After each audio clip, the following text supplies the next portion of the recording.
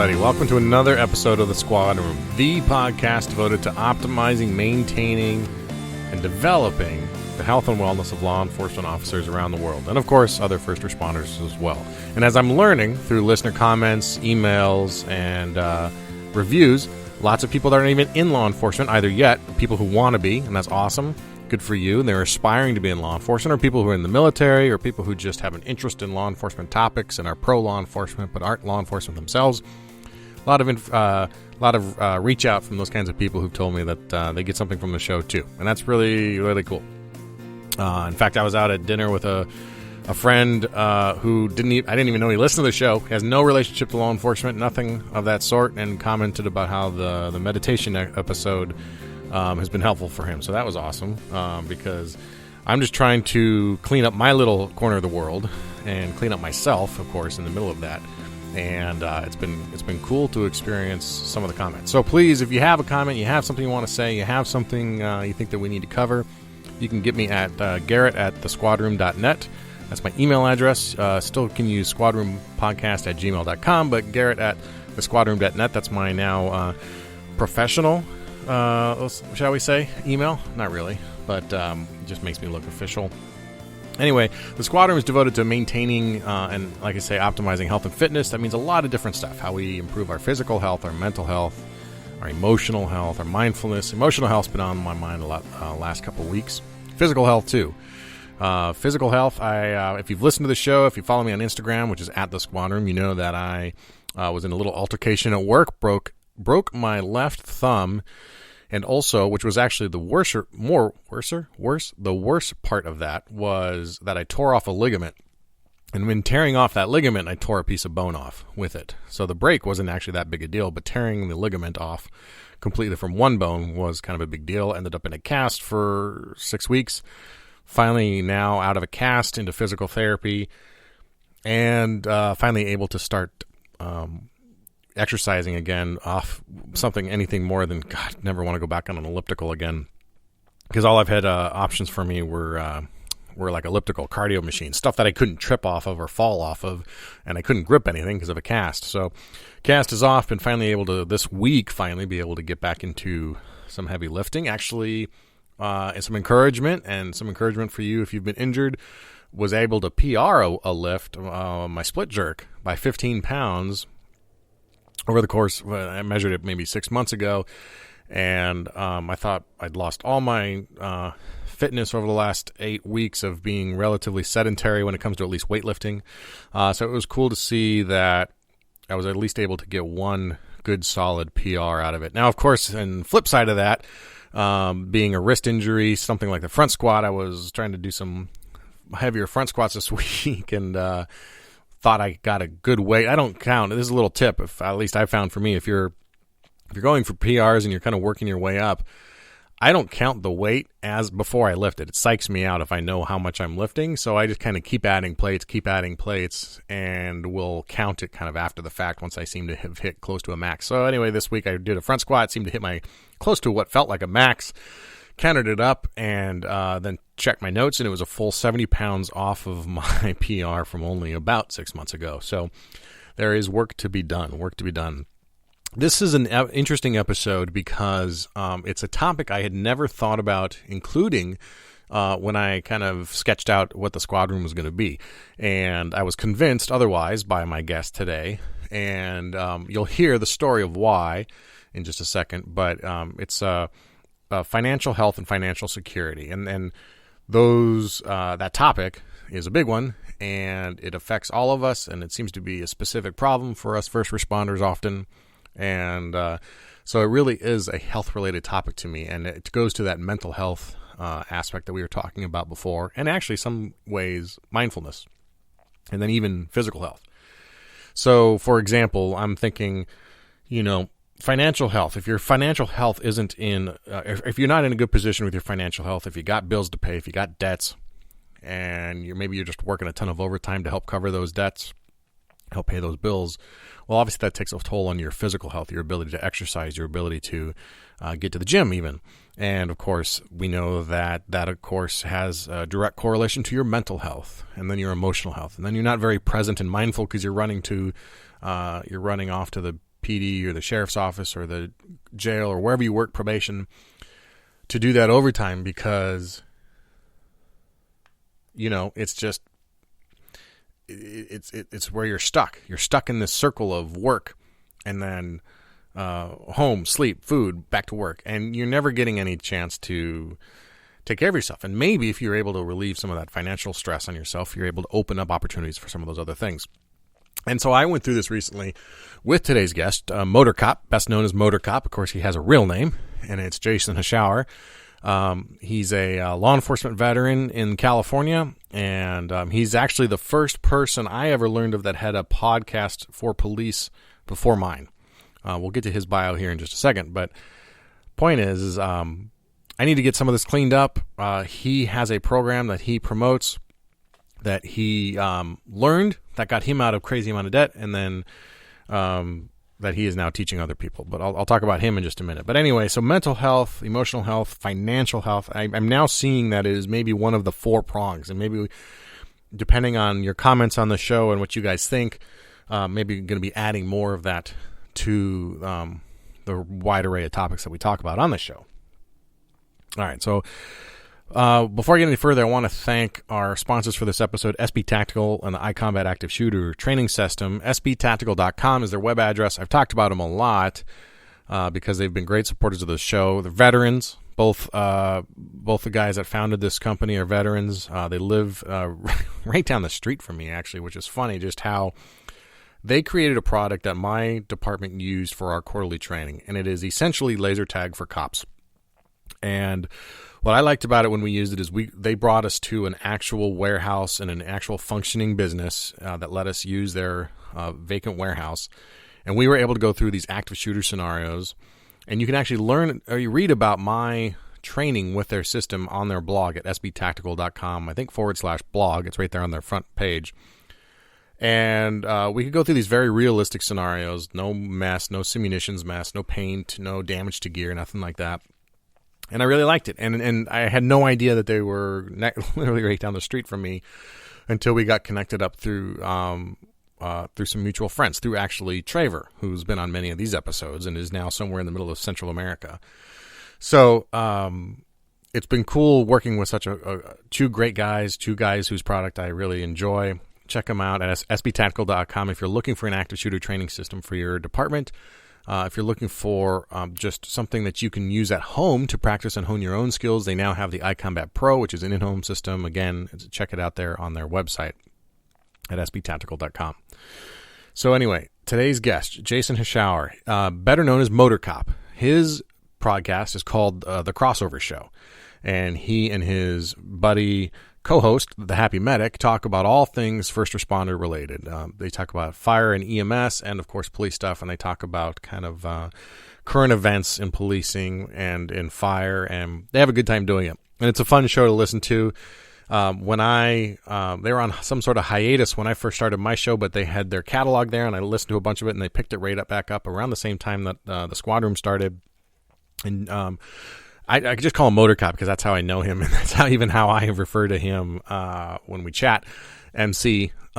So MC, you've probably read his stuff. He's got a very popular blog, and he writes for Uniform Stories. He writes for other police sites, and he's well known, and he's done a good job of kind of spreading the gospel, as it were, of law enforcement, and especially the traffic stuff and all that. But when Jason reached out to me via the Twitter a couple of many months ago, we just started chatting, and then we eventually had a couple phone conversations, and I learned that Jason has a pretty unique story himself. And everybody that I have on the show, I hope, my goal, is to tease out their unique story and what they've done to either overcome the challenges they've had or the tips and tricks that they use to be successful.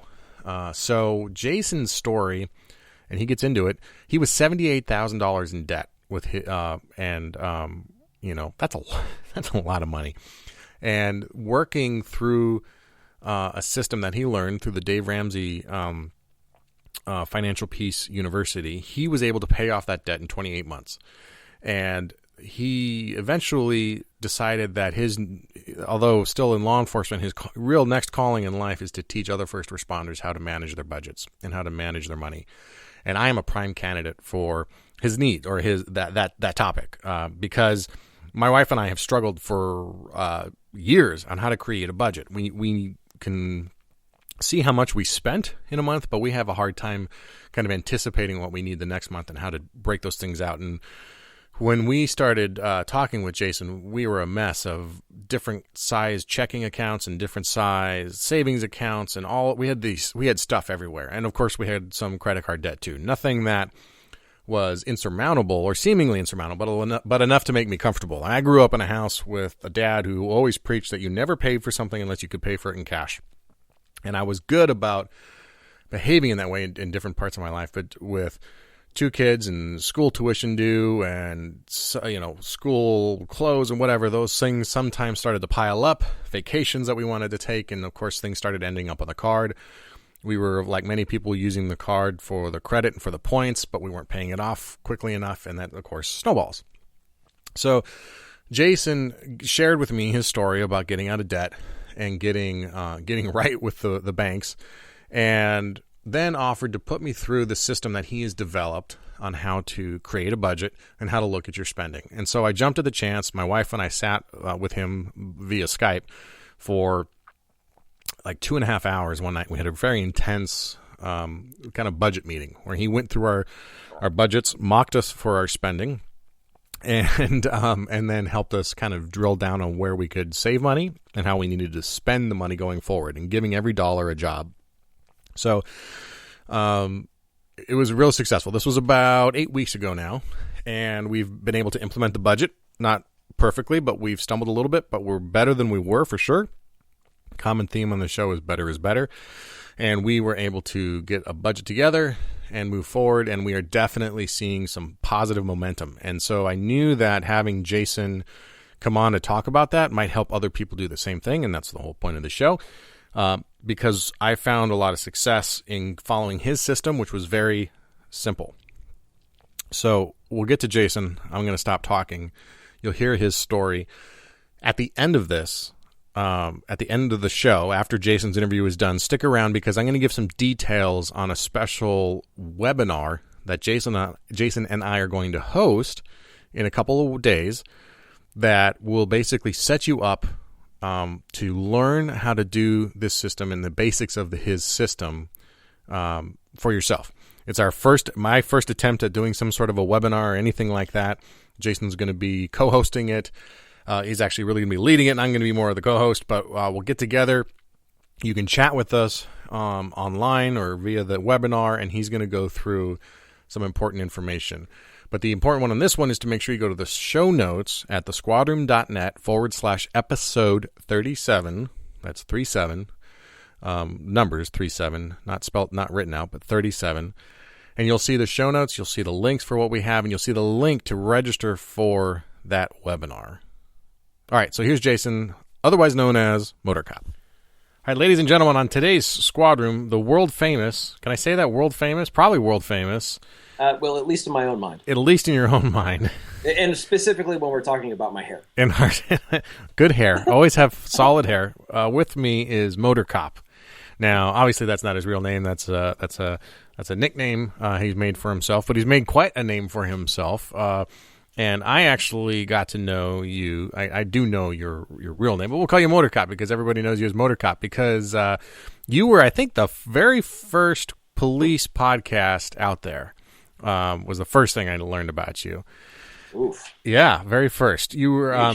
You're dating me now. Well, I mean, not like in the biblical sense. We're not. You haven't taken we're not me to dinner dating. or anything. No, both happily married.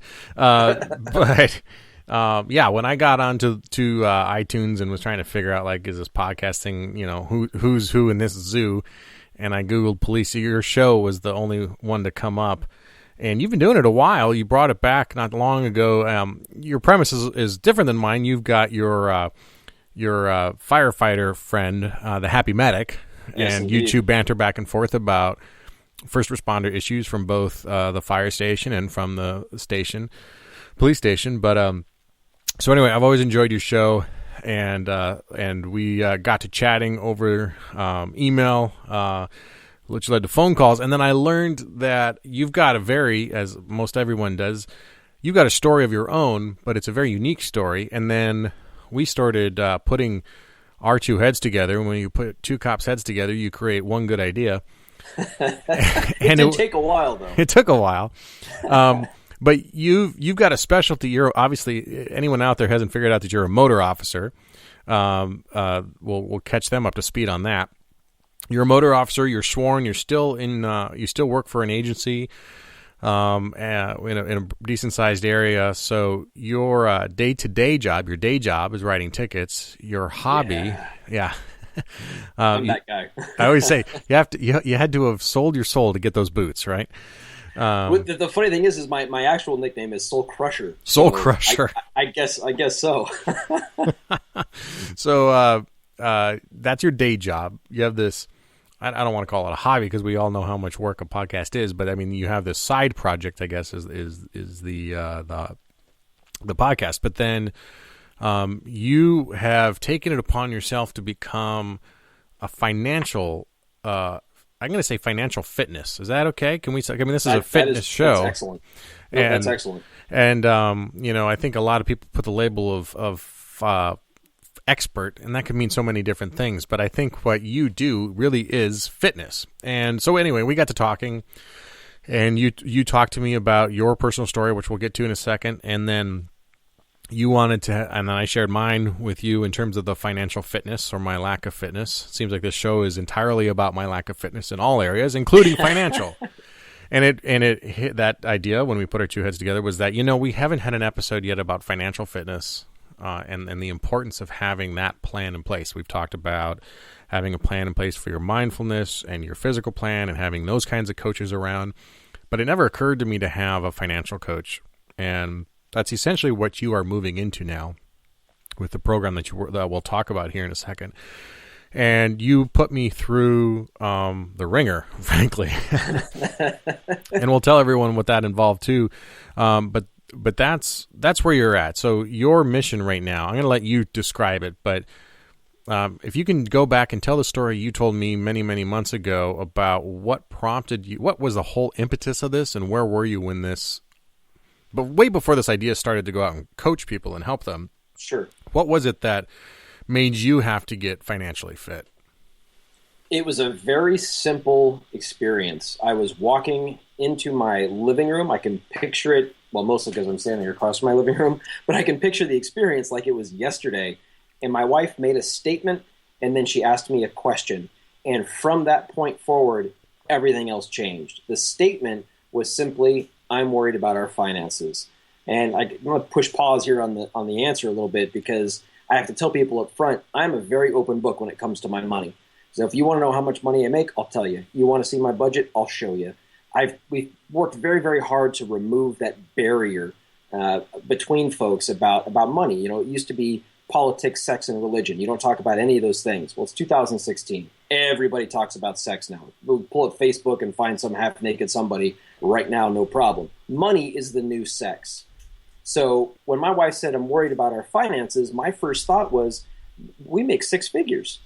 And she wasn't working outside the house at the time. Now, that's not my base salary by any stretch of the imagination. I am a simple motor officer, but I was working about 40 hours of overtime a month.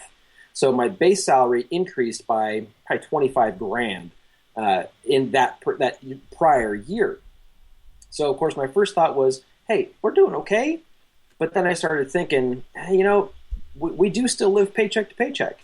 I'm making $100,000 this year, and I couldn't afford a PG&E bill 3 months prior. A $300 bill, I couldn't afford to pay it because I was so irresponsible with the money I was bringing in. So she makes that statement, and then she asks the question. And the question was, have you ever heard of Dave Ramsey? Now, Dave could have walked in my house, punched me in the face, and walked out, and I'd have been like, who is that guy? I've never heard of him, no clue who he was. So she talked to me about him a little bit. I went out that night and bought his book, The Total Money Makeover. I read it in 2 days, and then I like to say I shaved my head, but I think we both know I would never do that to this beautiful head of hair. Of course not. So I figuratively shaved my head and drank the Kool-Aid, and we were in. And very long story short, 28 months later, we had paid off $77,232.88 on just my income in 2 days shy of 28 months. In 28 months, you paid off almost $78,000? Correct. Okay. So that was the story that I went, Yeah, what? like Scooby, huh, okay.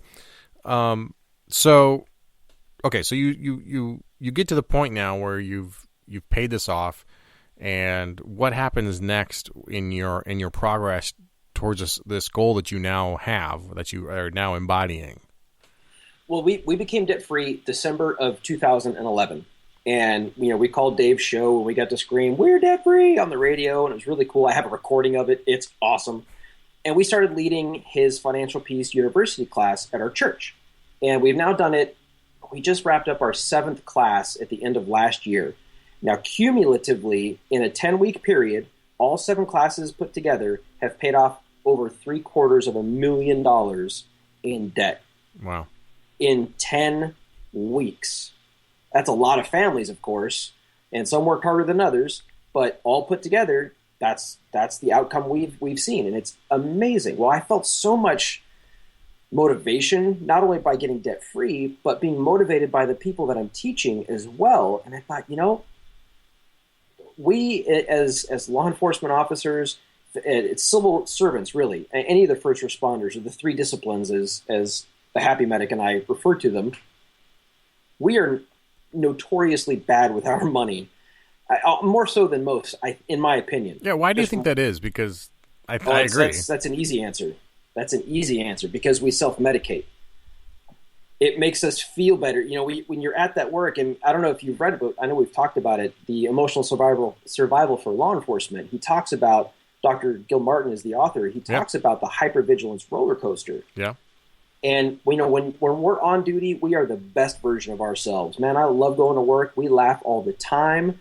But as soon as I get home and I no longer have to be hypervigilant, Newton's 3rd law will tell you that everything has an equal and opposite reaction. So you're way up here, you come home, and now you're way down here. You're lethargic, you're apathetic, you don't want to make any decisions.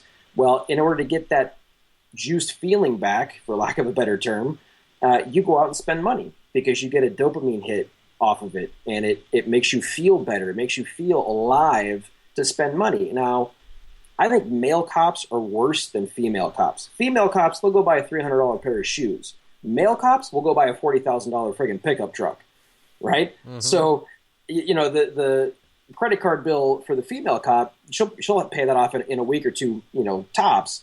But, we get that car payment that's $700 plus a month for 8 years or whatever.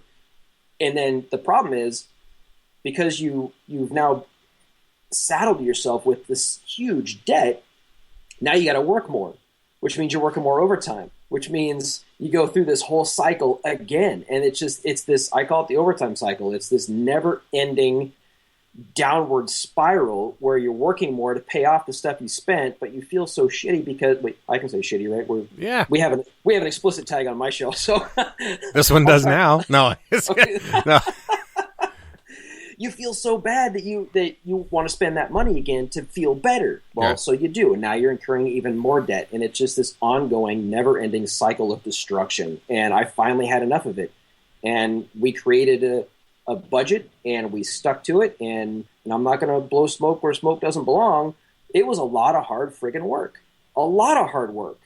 I continued working those 40 hours of overtime a month for 28 months. Now, the good side of that is, A, I'm out of debt, everything but my house, and B, I haven't worked overtime in almost 4.5 years out of necessity. I'll do it every now and then to save up for extra stuff or whatever, but I don't do it because I have to. I do it because I want to. I'm saving for something, not to make ends meet. I don't rely on that extra pay anymore.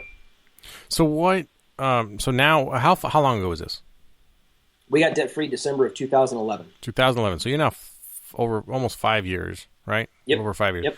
And how old were you when you had this revelation?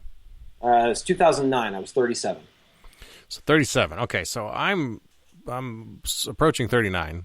So roughly about the same age. And Yep. I meant where you had that. I'll point out that I'm still younger than you. I thought you meant now. I was going to say, no, still younger. I just hit 44 last month. I'm holding on to that. Total aside, but my wife just came in here and showed me a photo of our a new police chief here in the area. We both commented that we were doing the math, 29 years of service, and she looked like she was probably in her late 30s, early 40s. That's, she takes care of herself, obviously. And I said, yeah, she doesn't look like she's 50 or anything like that. And then we realized we're not that far off. We're only hold tight. I'm not too far behind that. And people are looking at me going, oh, he does look 40. Okay, way off topic. Anyway, so so you got debt free. You developed this course that you were able to teach at your church, and you've identified. It's interesting that you identified the hypervigilance roller coaster, and I think there's a lot of validity in that. I've never thought about it, I guess, that specifically, but it seems to definitely be a trend. So, what prompted you to kind of start focusing on assisting other first responders in your work? I think I started blogging in 2008, and it really started just a way for me to vent my frustrations. I was on the motor for 2 years at that time, and every time the boot hits the ground, it's a negative contact because I am this physical embodiment of your consequence. You did something stupid, and I'm going to tell you did something stupid, and I'm going to make you pay for it, right? That's soul crushing, right? Yeah, right, exactly, absolutely. And probably 90% of the people I stop, I'm sorry, officer. They'll thank me for crying out loud. God bless them. But it was the ones that didn't, that started to appear more and more often, that was affecting my attitude. And the worse my attitude got, just like having children, the worse my attitude got, the worse theirs got. So I thought, I got to I have to exercise these demons. And not like, the barbell behind you. I have like exorcise. Bringing a young priest and an old priest, right? I have exercised. That's it, exactly. So I started writing this stuff down, and it was amazing how cathartic it was. And my attitude improved greatly with a quickness. And I thought, you know what? Maybe the wife will read it. My mom will certainly read it. I'm a mama's boy. She's damn well going to read it. My dad will probably read it. We'll all have a chuckle over a beer, and that'll be that. Well, fast forward to a year or two, and I started paying attention to stats, and I'm being seen in 100+ countries. I'm like, you got to be freaking kidding me. Who reads this shit? What is wrong with people? But over the years, I kind of parlayed that into writing for American Cop magazine. Now I write for Police One and Uniform Stories, and it never ceases to amaze me. It doesn't matter where you work, what your assignment is. Any cop in the world has the exact same experiences. And it's that camaraderie and that brotherhood, that sisterhood that binds us all. So when I started thinking, I like this blog. It's fun. The podcast is great. We get to go on the interwebs and drink some beer and swear and have a great time and woo. But there's got to be something more. There has to be some way that I can positively impact other people, because I've been positively impacted by the blog just by people commenting and saying, hey man, you made me laugh today. Some cop who had a shitty day and says, you made me laugh today. That was worth the hour I spent writing that post, sweating over it. Is there one space after a period or two? Right. It makes me feel better to know that I'm having that impact. And then It kind of clicked when we were getting out of debt. I thought, God dang it, this could be something huge, because I go to the PD, and I'm sure it's the same at your department as well. You sit down, and people are always talking about, man, I got to pick up more overtime. The wife's on my ass, or this car payment's killing me, or I got to save for this vacation, or I just got back from vacation. Now I have to pay for it because we put the whole damn thing on a credit card. Money drives us, and I started thinking, if I have to call an 1199, an officer down, I need immediate assistance or code 3 cover or whatever, do I want the cop that's coming to help me, even somewhere in his subconscious, way in the back of his head, do I want him worrying about his mortgage payment, or do I want him completely focused on coming to pull my ass out of the fire? Right. It's a selfish statement, but it's still true. I want them focused on the job at hand. I don't want them worrying about what's going on with their finances. And the probably the biggest benefit I've gotten out of this was how much getting my money in order and taking control of it and telling it where to go instead of wondering where it went is my relationship with my wife has improved, with my kids has improved, at work has improved because I'm in control. We're cops. We love to be in control. So there's that dichotomy or the difference between having no control over your money but having to be in control at work. Those should dovetail together. And I thought, I've had this experience. I've been told I don't suck at writing. I've been told I don't suck at public speaking.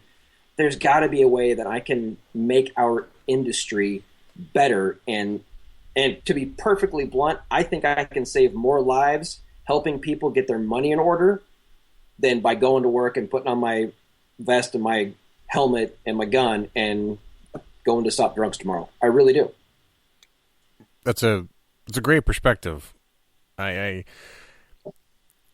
think too that so much of what we do it takes two people to do this job. If you're single and you're young, then it's a one person job. But I think if you're our age, you got kids, it's really hard for the family to be able to support what we do. And I think I just said it on the last episode, even that my wife is in service as much as I am, right? I mean, when I'm at work, when I'm on night shift, she's a single mother for all intents and purposes. And that stress weighs on her and the to-do lists and everything that gets done or doesn't get done because I'm asleep or I'm at work. That all gets put on her. And the financial stuff is something okay, so I'll transition real quick and tell everybody that, you sat with us, me and my wife. I explained to you our debt situation, and you offered to put me through your counseling session. Mm-hmm. Or I don't know if you call it, but that's what it essentially was. I laid down on the couch, grabbed a pillow, and I haven't gotten those tear stains out of my couch yet. You made me give up. Oh, you bastard! You made me give up the $400 I had sitting from some junk I sold in the garage that I had earmarked for some special projects. But okay, we'll get to that in a second. You sat with us on a very intensive call, very thorough. Well, first of all, what you did, tell me if this is incorrect, but you have a whole process now that you've developed through this whole experience of getting debt free yourself and then teaching other people to get debt free. That and that coming at it from a cop's mindset too. You spoke to me in a way that other financial people we've met with weren't able to do, right? So, I mean, we've struggled with a budget or trying to create a budget for years, and we just had no idea how to do it. And that might sound stupid to some people, or it might sound like, how do you not know how to make a budget? Our problem wasn't that we couldn't set a limit on what to spend on something. It was that we had no idea what that limit should be. And then the next month, how do you plan for the unplannable, the unknowable? You know what I mean? So how do we manage the fact that this month we don't have a bill, but next month we know something's coming, or the transmission goes out and all of a sudden everything goes to poop fast? So we had tried budgeting. We tried mint.com, and we met with financial planners. I've read books, and then I've gone quickly to the wall to beat my head against it because I just didn't understand the application. I understood the concept. Oh, you need a budget. You need to spend X amount of money, no more. I get that, right? Money doesn't come in. It just, and especially with overtime and the way it is for most departments these days, it's I can always go work more overtime. But you put us through this. So you gave us a spreadsheet, a very intense spreadsheet of our debts, our incomes, all of our projected expenses. And then like Zorro, you slashed them. But you realistically, I'm joking, but I mean, you did call us out on some things that we even didn't realize were kind of absurd until we started looking at them and then thought, well, okay, that does sound like a lot of money to spend on groceries, for example, right? For my grass-fed free-range chicken eggs and whatnot. So, and we also weren't dividing up a lot of the categories. Anyways, long story that I'm making longer. You put us through this, you gave us this budget, and you did a couple of big things for us. And it's only been about 8 weeks, I think, since we did that call. We implemented at the beginning of May. Yep. And we had, and that was kind of our test run month. And frankly, we're still in the middle of kind of feeling it out. When someone starts working with you or with anyone else, how long of a process is that to get from you got no idea what you're doing to you're pretty dialed in and you're moving forward? Well, we've been doing it for 7 years. So No, I'm kidding. It's not that bad. Oh, good Lord. Dave always says 60 to 90 days. I think that's adorable. Maybe it's just because, I'm a cop and I'm a little slower or whatever. I don't know. It took us a good 6 months to be able to accurately predict what bills were going to cost, what we could accurately say we're going to spend this much on groceries and gas this month, along those lines. So to get dialed into where, your budget meeting doesn't have to last a day and a half. It's not a, week-long summit. It's a budget meeting between you and your spouse. And if you're not married, then between you and somebody that loves you enough to say, hey, don't do that. But it took us about 6 months to feel pretty good about it. And now, our budget meetings last 5 minutes. But and so what is, now that you're fluid in that, because my wife and I, we're kind of stumbling through it, but I'm glad that that's the answer, because we're in 6 weeks in, and I feel like we're making a lot of progress in some ways, and other ways not as much. But what is that budget meeting you have with your wife? Is it something you do every month? Every time we get paid.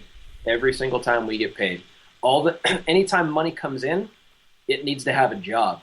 It needs to be allocated, because the story I like to tell is when we first started budgeting and I was working all that overtime, when we wrote down on paper the money we brought in and the money that was going out, there was about an average of $500 a month that had no purpose, that had no home, that didn't have a function. And we just ended up pissing away that $500 on whatever. I love shiny stuff. So I'd go to Best Buy and every Tuesday, new music, new movies, new games. And this is back before, digital really, really took off. I was still buying physical freaking CDs and physical games and all that, because I'm a very large child. and that was my addiction. And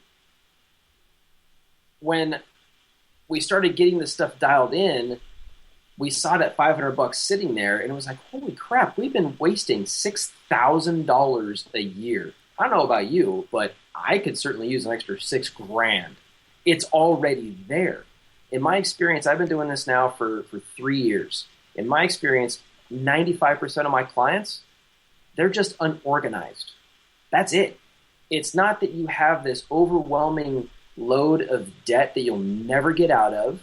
It's not that you don't make a decent living. It's that you don't know what the hell to do with your money. That's it. You don't know what's going out. You don't know what's coming in.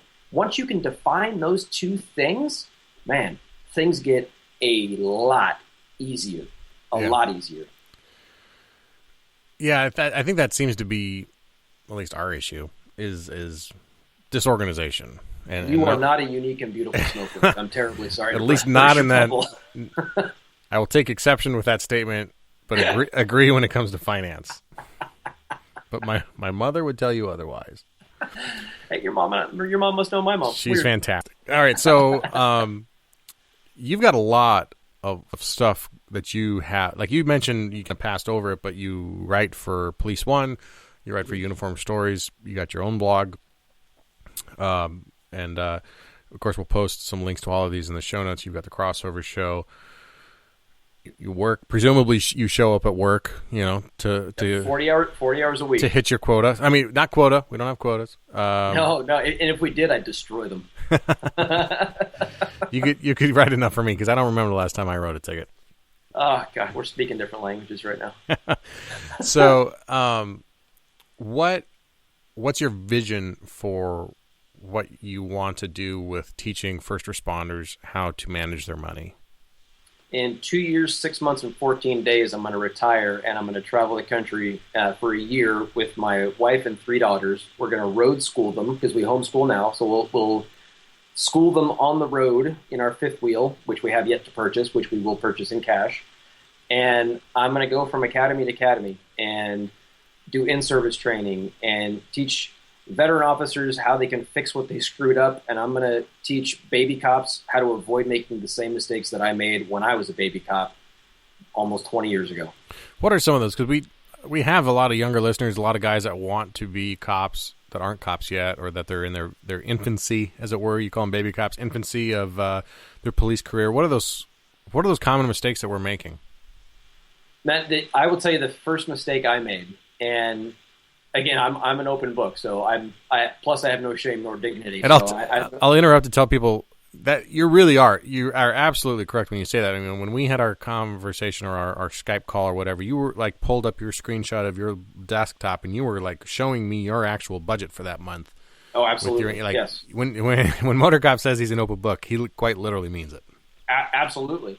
When I first started in the academy in '98, all I had to my name was a motorcycle, and that's not ironic at all. But okay. No, I know, it's stupid, right? There's no way in hell you're going to go to an academy and be successful and look sharp if all you have is a motorcycle. So my big grown-up decision, and of course the first thing they tell you, don't go buy a house, don't go buy a car, because you might not make it through. And I thought, I'll be fine. I'm a college graduate. I'll be good. So I went out and bought myself a car. Now, I didn't go buy myself a Bentley or Maserati. I also didn't go buy myself a 5-year-old Honda Accord. I brought a brand new, at the time it was a 98. I think 98 might have been a 99 model. Bitchin' Chevy Cavalier, by the way. But still, brand new. Brand freaking new. Not less than 100 miles on the damn thing. Mm-hmm. And now I've got this car payment. And that's how I started my police career. In debt. I already had a freaking metric ton of student loan debt, plus credit cards, because again, shiny stuff costs money, and I didn't have money for shiny stuff, and damn it, I'm getting shiny stuff. Plus the car. And in the academy back in those days, I was pulling in a couple of grand. Thank God for Dad, because I was, back at the old homestead, the very house from which I am calling you now, we bought in 2004. So it's buying those big purchases because you think to yourself, now I'm going to be good. Is great. Okay, you got this full-time job now. Congrats. Strong work, son. But what happens when you get hurt? What happens if you get fired? What happens if, something crazy happens and you're no longer able to serve in that function anymore? You got a backup plan? Don't tell me you got a bachelor's in criminal justice. Please. Go get your bachelor's in business or accounting or something. Mine's in poli-sci. It's got nothing to do with police work, but I have a degree. That's what matters, is having that education, showing you can follow through and have a backup plan. And while you're in your primary plan, have a plan for the money you're bringing in.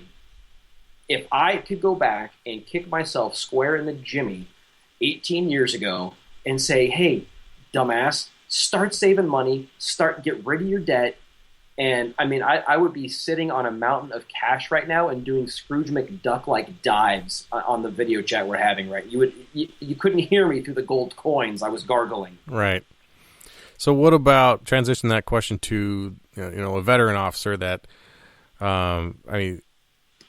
we're fortunate enough, me and my wife, not to be in insurmountable debt. Although I would certainly say that $78,000 that you were in would, to me, seem insurmountable. But you're living proof that it's not. Absolutely. So I don't know when that number becomes insurmountable. But to me, that's just a massive number. We're nowhere in that position. But we got a kid in preschool, which is like the equivalent of Harvard here in this area. I pay more for a year of his preschool or primary, whatever you want to call it, than I paid for 2 years of college for me. Good Lord. Yeah, I combined 2 of my 4 years of college, and it's anyway. So anyway, a veteran officer looking at substantial debt, maybe not like life suffering, but maybe it is life suffering. What are the steps? What are the first things they can do? And I know the first one is, of course, go to your website to learn more. But what are the actionable steps they can take, like today, to start chipping away at that? Very easy. The first thing you got to do is stop freaking spending money. Stop. Just don't. That is the easiest thing in the world. Stop adding to your debt. Period. Beyond that, it becomes gut check time, because you're going to have to pull your head out of the dark and smelly place, or we'll use the ostrich reference and pull it out of the sand, sure. And you're going to have to face some things you're afraid of. You're going to have to face some things that you may think are shortcomings, things that you feel guilty about, you feel shame about. I'm going to tell your listeners the same thing I told you. I don't care about guilt and shame. They are not helpful. They are not blessings. They are not going to change your perspective. You are where you are because you made whatever decision you made. I don't care. I don't care how you got where you are. The fact of the matter is, you don't want to be there anymore. So let's move you from point A to point B. In order to get from, let's say, from my house to your house, I know where I am and I know where I want to go, right? But my GPS has to know where I am first. I can't just say, go to Garrett's house. It's going to ask me, okay, great, where are you? That is what you have to do first, is take a good hard look at your debts, take a good hard look at your spending. Can you bring more money in, be it via overtime or a second job, a third job? Do you have any kind of passion and skills that you can monetize? Look around your house. I guarantee you there's a box somewhere in there you haven't opened in 6 months. Sell that shit. Sell it. And that's where I have a problem with you. Because I see you looking around right now, by the way. No, well, yeah, I'm in the professional recording studio, and it reminded me that I sold all my homebrew equipment recently, because I just realized with kids, the last time I brewed, I don't remember when, and it's just taking up a ton of space, and it just needs to go to a better home, someone who can love it, who just gives it the love that it needs. And I had it earmarked before I ever sold it that I was going to buy some extra stuff to enhance the home gym here. And that was an awkward look I got from you and from my wife when you when you brought that up on our call, that, well, really, that should probably go to the credit card debt. But I'm proud to say that I did, actually. I sold some other stuff, about $1,500 worth of stuff, actually. And the first thing Nice. we did, we paid, rather than put some summer camps for the kids on a credit card, we paid it with that. So that was already something that's very influential that you did for me. And, I think the biggest thing we got out, we being my wife and I, got out of our conversation with you was the communication. Because, we never really talked about money. And I think for a lot of people, especially younger people who grew up in an era where you didn't necessarily have to balance your checkbook, it was just kind of there on the internet and you didn't need to do the math, was that it's easy not to talk about money. And if you're married and you know for a fact that one of the biggest stressors on a marriage is finance and financial issues and those kinds of things, if you don't talk about it, then it's one less friction point. And Yeah.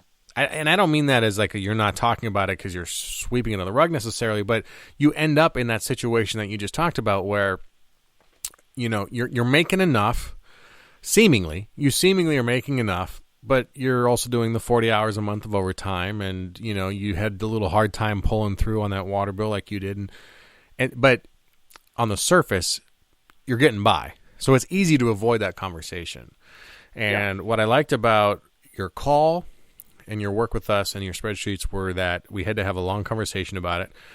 Both of us had to have some serious kind of heart-to-hearts, I guess, about our opinions about money, because we come from different opinions about how money should be used and how it should be spent and how it should be saved. Mm-hmm. And we had to come to a middle ground, and we're still working on it, but we've made some leaps and bounds that I think in 6 weeks we are, for listeners, in the 6 weeks that we've tried to implement MotorCop's program, we're night and day from where we were. And I know that we're not there yet. We're gonna, it's gonna get better, but we've done some big things.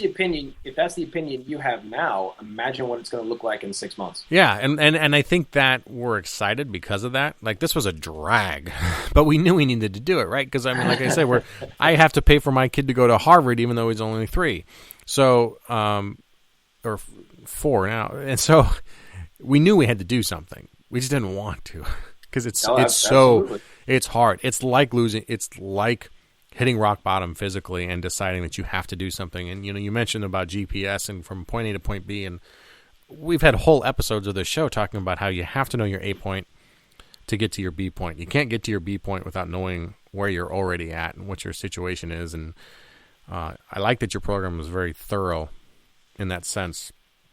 And I see more and more how financial fitness really isn't just a buzz term, but it plays into all the other aspects of your fitness or your health or your overall wellness, right? And that the whole point of my show is about overall wellness and getting better at everything. And it seems like this, I'm not sure what episode we're at. I lost track right now at the top of my head, but this needs to be something that I'm very mindful of and that everyone's very mindful of in how it interacts with the rest of their life, just like their diet, just like their exercise routine, and just like their, mindfulness or whatever other program they have in their life or their spiritual life, that sort of stuff. This has to be front and center with those. I just counted off kind of 5 pillars, and it has to be one of those, it seems to me. Do you think it's that important? Without a doubt. You touched on something really, really important. And, when we started paying attention to our money, it was amazing how every other aspect of our lives just got better. And for us, the catalyst was our money. For somebody else, perhaps it's their physical fitness. Perhaps it's their mindfulness. Because it all starts with, I don't know if you've read the book, The One Thing, but they talk about, I think it's Gary Keller and Jay Papasan are the authors. Yeah. And they talk about the domino effect, right? And how a 2-inch domino can knock over the Eiffel Tower. Obviously, you're not going to put a 2-inch domino at the bottom of the Eiffel Tower. But if it's a geometric progression, every domino is 1.5 times the size of the previous domino. And years ago, there was a scientist at the San Francisco Exploratorium that made dominoes out of plywood. And he did that. He started with 2 inches, and he ended up at like 13 feet. He knocks over that 2-inch domino, that one small decision, that one small movement, knocked over the next one that was 1.5 times its size. And the one after that was 1.5 the times of the second one. It's this geometric progression, and that 2-inch domino knocked over the 13-foot domino. So don't tell me that you can't get something done. It takes action. It takes intention. It takes hard work and discipline. But, going back to that earmarked money you mentioned, you made a short-term sacrifice for a long-term gain. Because you're going to make that money back in spades, and you'll be able to outfit your whole out garage with whatever fitness equipment you want and hire a personal trainer every day of the week. If these are goals for you, then getting one thing in order, you'll be amazed at how so many other things in your life will just fall into place if you're paying attention and doing the work. Just like everything else, you have to do the work, right? It doesn't do it by itself. It's even the title of one of my favorite books, Do the Work. There you go. One last question I have before we get to all the places that people can find you is, just to give people a perspective on how life-changing this can be. Tell me a little bit about, I want to dig into that a little bit. Tell me about that difference from, 2010 to now, and what are some of the tangible benefits? I'm obviously, okay, out of debt, that's one thing, but what are the tangible benefits that you've experienced or that your family's experienced? My wife and I don't fight about money. I thought that we had a really good relationship in 2009. I look back at it today and I think, oh, aren't you just the sweetest little thing? It was great, but I should back that up. It was good. Now it's great. By getting our money in order, we, like I said before, so many other aspects of our lives have fallen into place. Our physical fitness has improved markedly.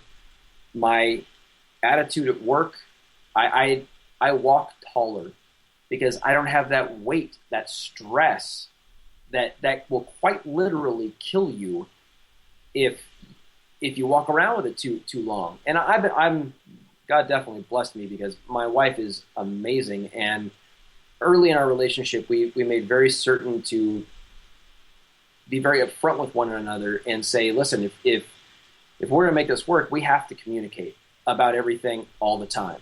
And we might not like the way that we say things to one another, but if you ask me a question, you better want to hear the answer because I'm going to tell you. And of course, I've gotten a little more tactful over the years, but still.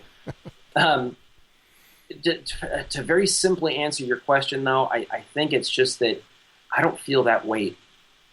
I physically, my shoulders aren't slumped forward anymore. I stand taller. I walk taller. I'm more confident.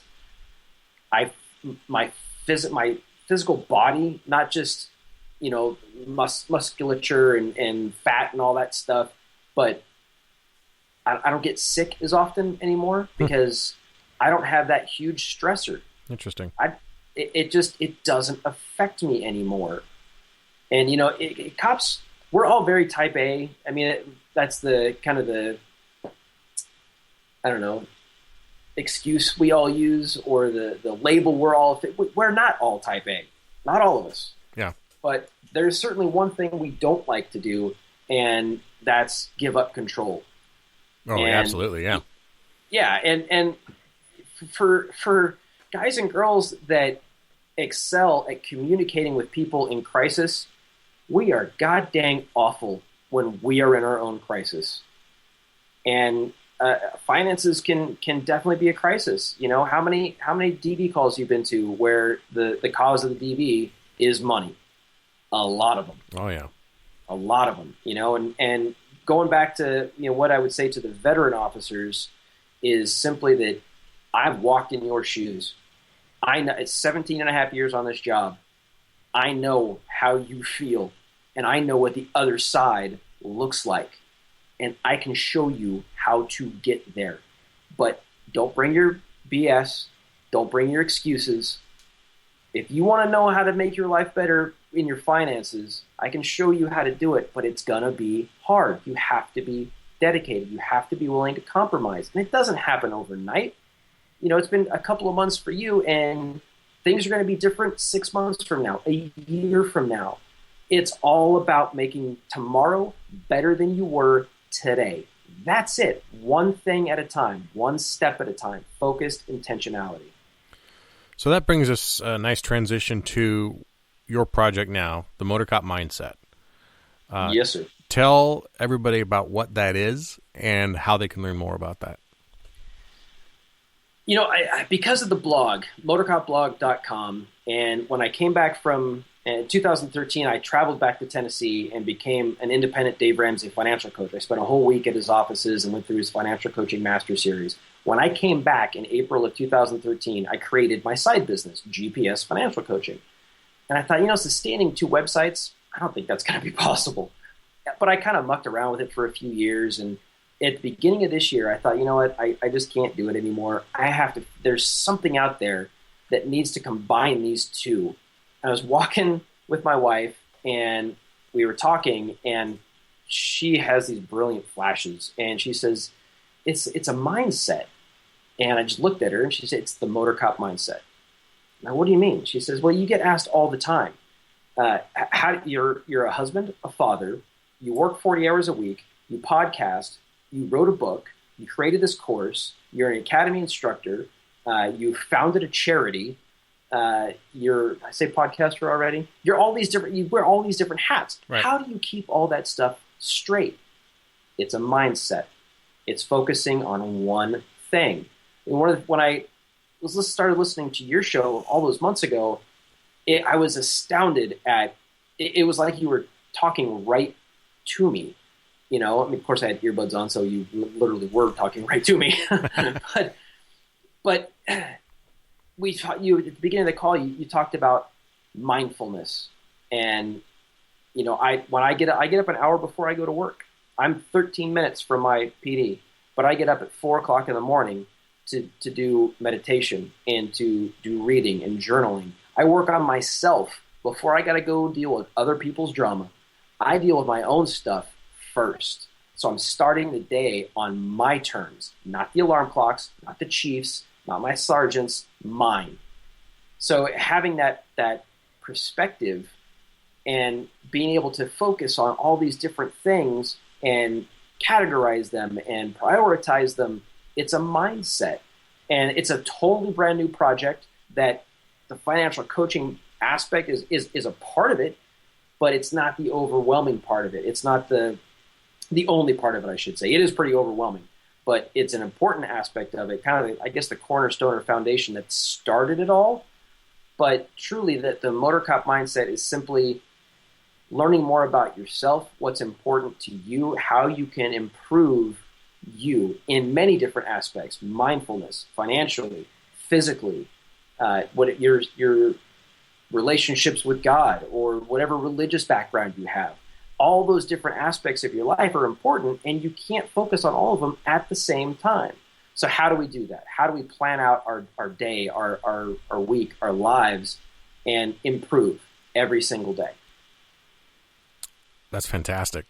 I like the mission. It sounds familiar, and it sounds like, I know we've talked before, much needed. And absolutely. When I remember when the first time I sent you a direct message on Twitter, and I actually, it was even before that, I was listening to your show, and the opening, how you talk about how, the Squadron podcast is about, all these different things. I'm like, he left out money. Oh my God, he left out money. I've got to call this guy. I did. I left it out, and I'm so glad that you jumped on that and brought it to my attention, because it is definitely not one of those things that I thought about as a fitness or an aspect of fitness, and it absolutely is. That's something I've definitely learned over 6 to 8 weeks, a little longer, that we've been conversing. That's why I wanted to have you on the show to talk about this. It really is something that I've gone through, that I went through your program. I'm still going through your program, but I started your program.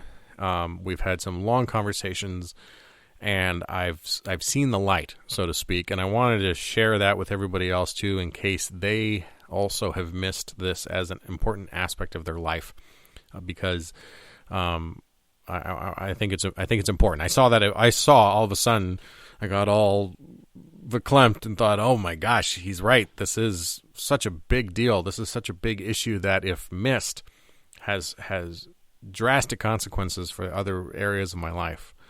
Most importantly in the relationships. And that's the one place, of course, that nobody wants to screw up, and that we as cops are famous for screwing up. So yes, sir. So can we? We're in the outro. Once we say goodbye, I'm going to tell everybody about a special event that we've got planned for Squad Room listeners, exclusively for Squad Room listeners. So stay tuned for the post roll, as it's called, for a little lingo there for everybody. Look at you, fancy boy. We don't talk that kind of language on my show. And we'll have an offer, not an offer. Well, it's an invitation. It's not even an offer. It's an invitation to join us for something that I think is going to be great. You'll get to meet MotorCop.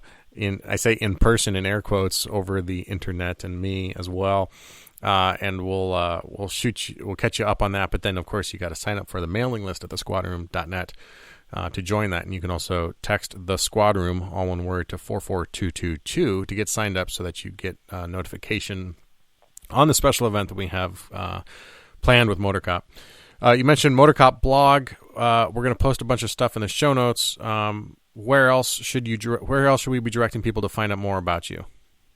If you are on Twitter, I'm not as good at Twitter, but I'm still MotorCop1. I'm on Periscope as MotorCop1 as well. We are working on getting a better connection at the happy place where we record the show, because we like to kind of simulcast and do a Periscope while we're recording. So that's always fun. We're trying to get better reception out there, so we can just do Facebook Live, because I've got a much bigger Facebook audience than I do on Twitter. So facebook.com/MotorCopblog. You can find me eventually here in the next couple of weeks at the motorcopmindset.com. Right now it's just a landing page to sign up for future details and whatnot, but I'm also going to be launching that hopefully on the same day that my online course goes live, and but we'll talk more about that in the post roll. Yeah, yes, and I should say, by the time this actually airs, the MotorCop Mindset will be live. So that'll be. I like your authoritative. It will be live. Put a little pressure on you. That'll be. That'll help you. I love pressure. MotorCop, thanks for joining us. Everyone, please stay tuned for some special information. Appreciate you being here, sharing your story, sharing. It's hard to talk about finances and the fact that you were $78,000 in debt, and you paid it off though in 28 months. That kind of blows my mind, but gives me hope. Gives me hope. It gives a lot of people hope, I'm sure, when they know that they can do it too. They're still capable. So thanks for being with us today. Hey man, I appreciate it. Cheers.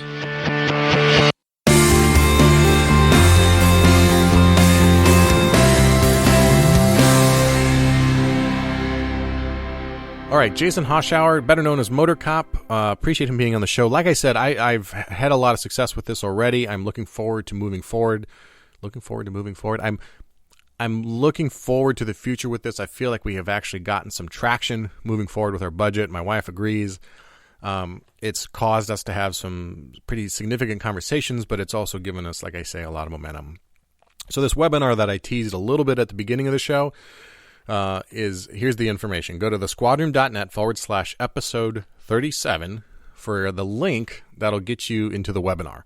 The webinar is going to be July 12th at 1900 hours Pacific time. That's going to be July 12th at 1900 hours Pacific time. Now, if you are not able to do that, you're on the East Coast, we apologize. This is the only time that the two of us could line up our schedules at any reasonable time. If we did it on the weekend, we thought people were going to miss it because of vacations and all that. So this was about the best time we could come up with. But here's the deal. If you're on the East Coast and you can't make what for you is a 10 o'clock webinar, I get it. You got to get up in the morning. Sign up for the webinar anyway, and we're going to email you a replay of it that you can watch from your the luxury of your home or work or squad car, wherever, at your convenience. You don't have to be on the webinar to get the value and the benefit of it. The value and benefit of being live on the webinar, of course, is going to be that you can ask questions, you can interact, and maybe we can touch on some things that are specific to you. But July 12th if you're listening 2 years from now, too late. But July 12th, 1900 hours going to be our webinar. Some of the things that we're going to cover, that's probably what you want to know. First thing you need to do when it comes to your money, the 3 steps to take when you need to get your attack plan in order. You'll discover an easy and effective way to keep your money behaving, and that makes sense when you think of the idea that every dollar needs a job. Discussing, this is a big one, how to frame the conversations you have with your significant others to get them on board. That was big for me and my wife, was to kind of come together in the same common language. We discovered we had some different issues about money and the idea of separate accounts and all sorts of stuff. And then kind of this idea of discipline equals, like we say with Jocko Willink, we've quoted him before, discipline equals freedom, and that's very much the same with your finances. So go to thesquadroom.net/episode 37. You'll get signed up for the webinar. You can check it out. It should be a lot of fun. We'll hang out. If it's Jason and I imagine we'll probably be having a beer while we do it. At least I will be. I don't know about him.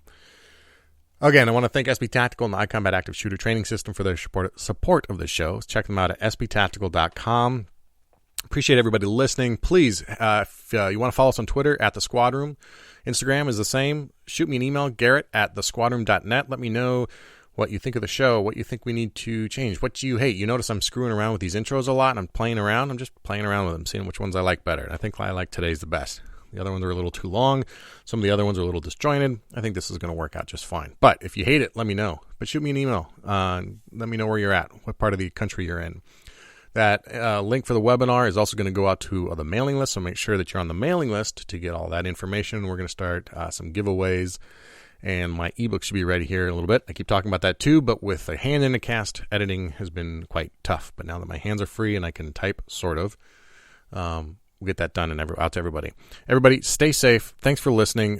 Next episode is going to come a little quicker. It should be a good one too. It is a good one. It's already recorded, and I look forward to sharing that one with you too. So make sure you're subscribed to the show to get the best and most quick updates on this. All right? Thanks for listening.